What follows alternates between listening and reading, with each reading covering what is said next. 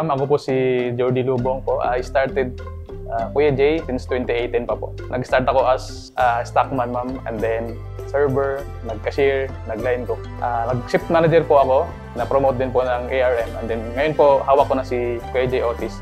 Thankful talaga kay Kuya J dahil lahat naman po ng paghihirap, pagsisikap, nagbunga din po, ma'am. We're 7 po na magkapatid, and then sila po yung motivation sa yung family ko po. Pinag-aral ko yung mga kapatid ko, ma'am, and then nung natapos naman po sila, ako naman po yung nag-aral ulit. Sila naman po nag-support sa akin. Si Kuya J po, nag-train sa atin. Kami naman po as leader ng store, sinishare din po namin sa mga empleyado natin sa store. We make sure na sinishare yung knowledge, ma'am. We make sure din po na masaya sila sa trabaho nila. Andun yung passion po nakikita natin.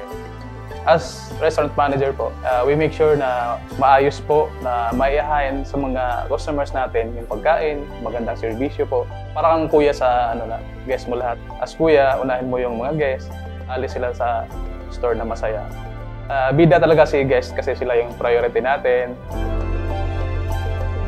Hindi mabubuo, ma'am, yung Kuya J kung wala yung mga bida natin na customers. Sila talaga ang tunay na bida.